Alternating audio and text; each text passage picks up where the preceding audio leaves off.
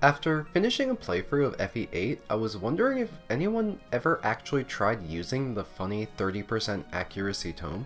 Not only is Eclipse wildly inconsistent, it also can't double, and loses precious durability even on a miss. It really doesn't help that FE8 gives you very little access to dark magic users, and the ones you do get have serious flaws. At the time, I thought that this had to be the least accurate weapon in all of Fire Emblem. Anything worse would be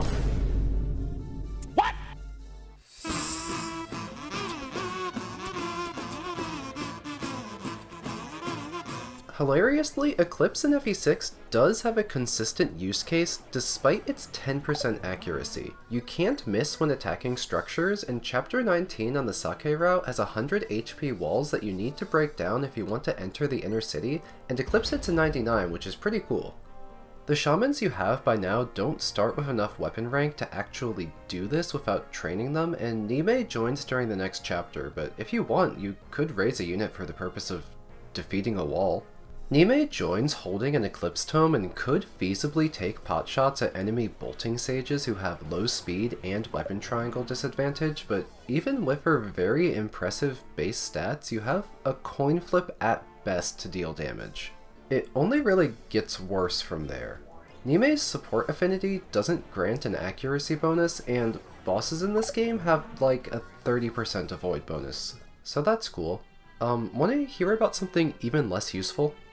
And let me see what you have!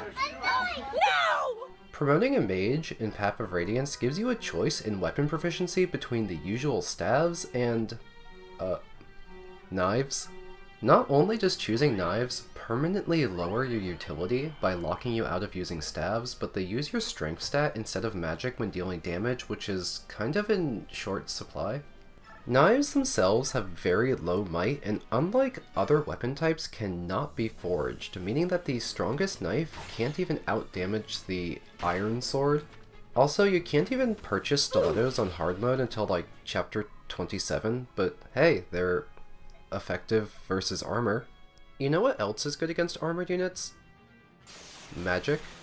My theory is that knives were given to sages as an option in order to nerf the utility of the pre-promoted sages by removing their ability to use staves, making it more valuable to raise one of the unpromoted mages or healers for staff utility. The actual purpose of knives is to be the main weapon type for thieves and assassins, so it's not like they're completely useless, it's just really funny how giving a sage the ability to use knives makes them unquestionably worse than if they had access to staves. Sages have a strength cap of 15, and closing into melee distance to stab someone with a fork is basically always worse than using magic. At least you can choose not to use knives if you don't want to. Shadows of Valencia occasionally forces mages to use zero might swords without asking for your permission. Weapons and magic work differently in Echoes. You only have a single inventory slot per character, and you don't need to fill that slot with a weapon in order to attack with the zero might default weapon, as long as your class is proficient in that type of weapon. Spells use an entirely different system that don't utilize your inventory slot, with each character having inherent spells they're capable of learning as they gain levels.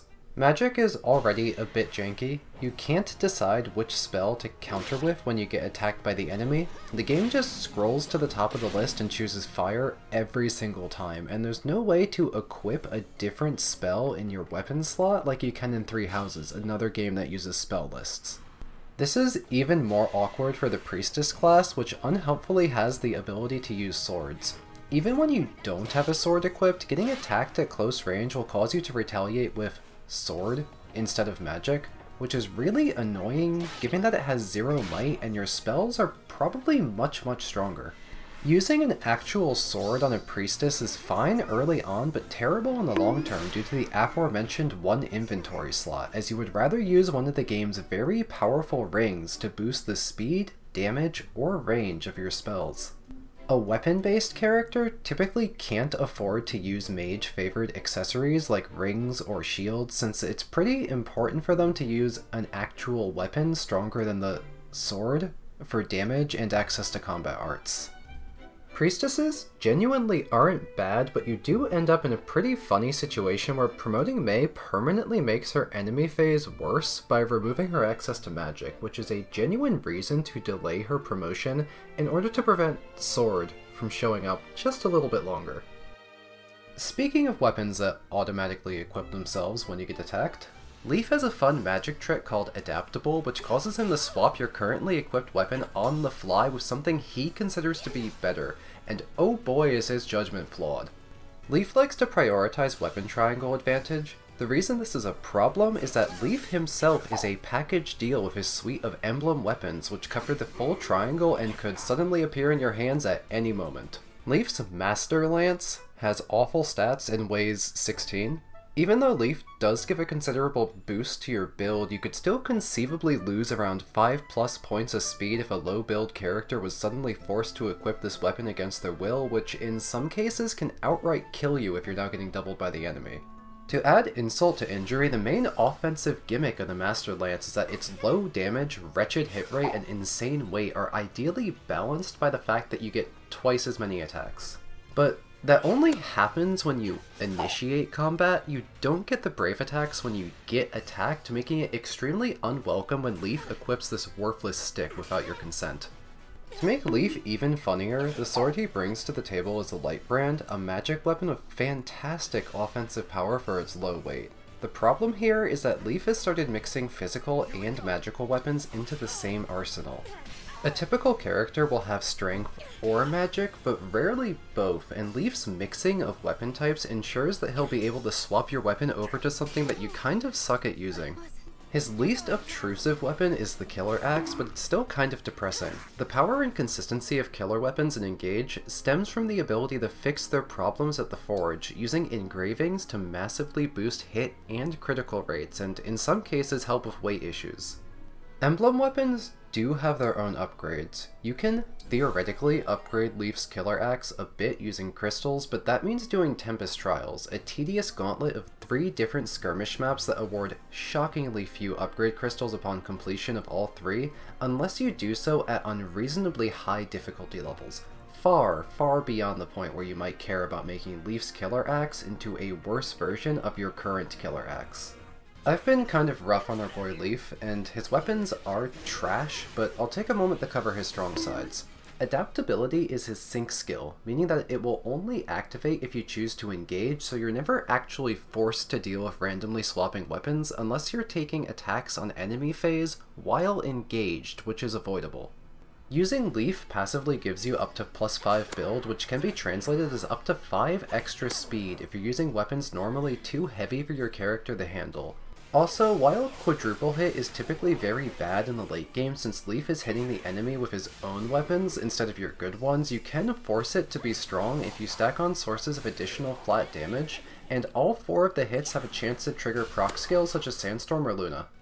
Leif's multi-weapon gimmick probably has to do with the fact that he's an omni-weapon Master Knight in FE4, but it's a bit odd that he doesn't have a bow as an engage weapon given that he uses one as the finisher for quad attack. Bows are strange in this series anyway, since they're either insanely powerful or complete trash. I wonder if this 4-range bow in FE9 is any good. Turns out it's really, really bad because it isn't very strong, and setting yourself up to even be able to equip the thing arguably makes your army worse. In a vacuum, the double bow is a very interesting weapon that lets you strike from exactly 4 tiles away, but it otherwise behaves more or less like an unforged steel bow that you only get to use for like 2 chapters. I had to find a save file online that had a capped strength Rolf in order to make him deal any damage during these clips, and he doesn't kill anything in 1 round of combat without a crit. The double bow is already a bit niche, since a forged silver bow can do 8 more damage and 19 more to flyers. It's also an S-rank bow in a game where actually obtaining an S-rank bow user is pretty questionable because both foot archers are terrible choices to use long term, and the actually good bow unit can't use it because the double bow is locked to snipers. Bows are overall pretty bad weapons in this game because the effective damage multiplier versus flying was reduced from 3 times to 2 times, they have fairly low damage, and they can't retaliate when you get attacked at close range. While bows do have really low weight, that isn't a point in their favor. In FE9, each point of strength mitigates 1 point of weapon weight, and the heavier weight of other weapon types stops mattering entirely around the mid-game. To make matters much worse, bows similar to swords are far more expensive to upgrade at the forge when compared to better weapon types, making you pay twice as much gold for a worse end result. In fact, axes are so incredibly cheap, they can afford to max out their accuracy as well as their damage and still clock in at a far lower price tag despite having overwhelmingly superior stats. Things get even worse for the foot archers. Not only are they permanently stuck with the game's worst weapon type, but FE9 is also a game dominated by mounted units, even more so than usual as they get to freely move after attacking. Despite all of these flaws, I'd still enjoy using the foot archers if they at least had good stats, which they don't.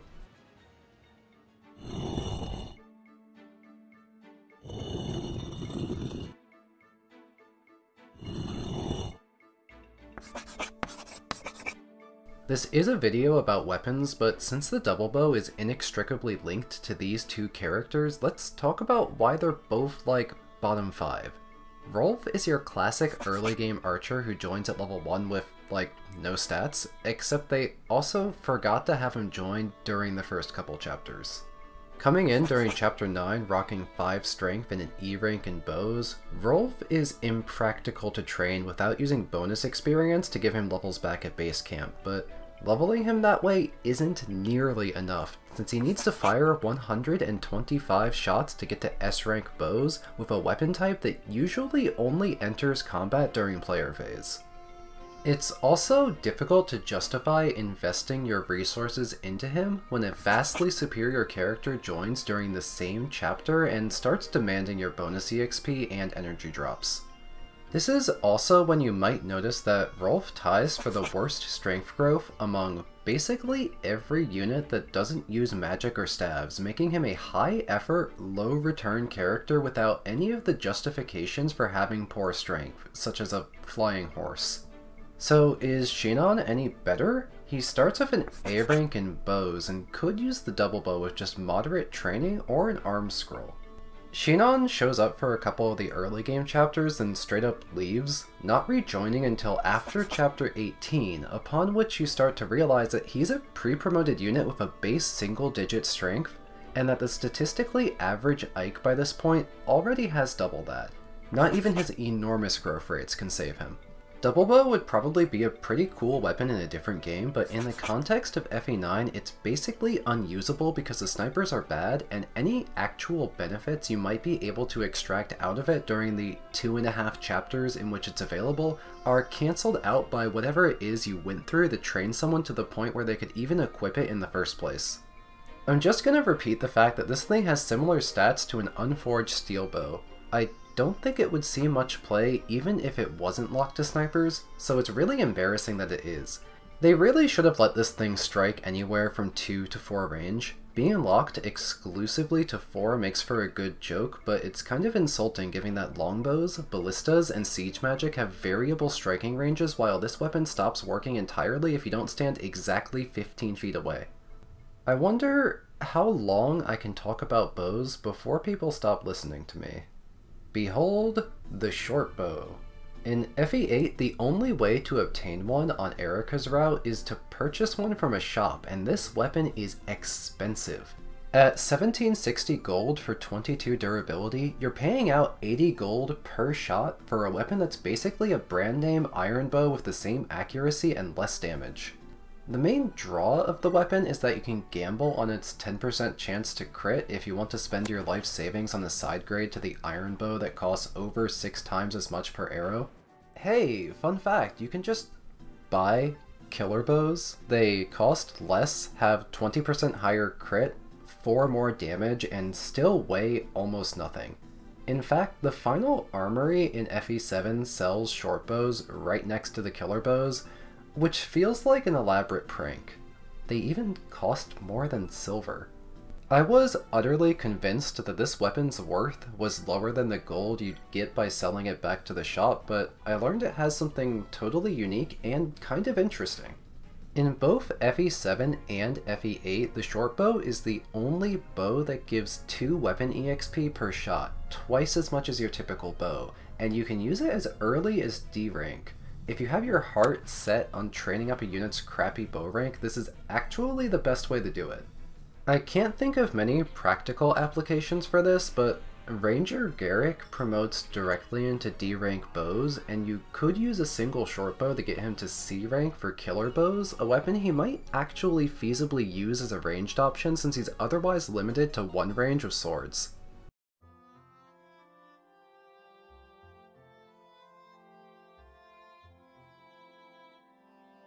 Speaking of outclassed weapons, the least intuitive bad weapon of all time has to be Forblaze in FE7. Bear with me for a moment. Forblaze is both powerful and fun to use, but it does get seriously outclassed. Forblaze can only be used by Athos during the final chapter, a character who can also use every other spell, and FE7's Luna is really, really strong here. While Luna itself has 0 damage, it causes you to totally ignore enemy defenses. In fact, every single boss and mini-boss during Final has so much resistance that Luna will always deal more damage than Forblaze. But what really stands out is that Nurgle has 30 res and the dragon has 40. Luna has better accuracy and is way more likely to land a crit, but it is very slightly heavier, meaning that Athos can double Nurgle on Hector hard mode using Forblaze while he can't with Luna, and Luna is still better. In fact, Aureola is also stronger than 2 hits from Forblaze.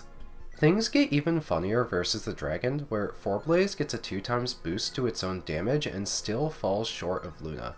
You can give Athos a body ring so that he doubles with Forblaze, but not Luna, specifically on Hector hard mode, but even with a boost from Phila's Might, you still don't kill after 4 hits, and Luna can get lucky and do it in 1. Luna got heavily nerfed in Sacred Stones. You don't even get very good access to dark magic users. I wonder why they did this. I'm running out of forced segues into new topics, so I'm just gonna rapid fire a few neat weapons. Some games like FE4, 5, and 3 Houses let you equip broken weapons instead of removing them from your inventory when you run out of durability. By design, they have totally unusable stats and tend to get your characters doubled if you try and fight with them. The idea is that they're intentionally useless and sit in your inventory until you either discard the weapon or take it in to get repaired. Hilariously, they're really good at farming EXP in FE5 and Class Mastery in 3 Houses, games where merely entering combat is enough to meaningfully train your character even if you don't deal any damage, allowing you to use enemies as reusable punching bags because it's very difficult to actually kill them with a broken twig. Speaking of punching bags, one of the joke weapons in Conquest, the Cupid Bow, can be used to heal up enemies to farm experience in a route that's otherwise supposed to restrict EXP farms. It's not infinite, since the EXP formula has a built-in drop-off for repetitive actions. Actually, joke weapons show up in a lot of games, but I don't have that much to say about them because they're ironically not that funny outside of visual gags. They're bad by design, which is less interesting to me than a weapon you're supposed to take seriously turning out to be complete garbage. The Devil Axe is a weapon that's very funny because it sometimes just kills its user, but the one you get in Shadows of Valencia is special because it's impossible for the player to equip as no playable characters can use axes. You can hand it off to a woodcutter in exchange for a cool little wood carving of a bear that doesn't do anything, but you can maybe trade the bear to a little girl for a yogurt. Eliwood and Lynn's personal weapons in FE7 drop their speed by like 8 points, which feels kind of insulting because the Durandal's counterpart in FE6, the Durandal, weighs 4 less and has the same raw power. Also, Lynn's Soul Caddy has less might than a Silver Sword. A lot of the S-rank weapons in Engage are super niche. The S-rank bow drops at the very end of the game, barely outdamages silver, is unreasonably expensive to upgrade, and is restricted to snipers and people with severe anxiety. It's basically just a worse version of Lynn's Mullagear, which has the same stats but it's lighter and boosts your speed considerably. Honestly, just use a killer bow or something. Even if I don't like the S-rank bow, at least it's free. They just hand it to you. Unlike donation weapons, which cost 90,000 gold, and I wouldn't even use the Divine Fist art for free.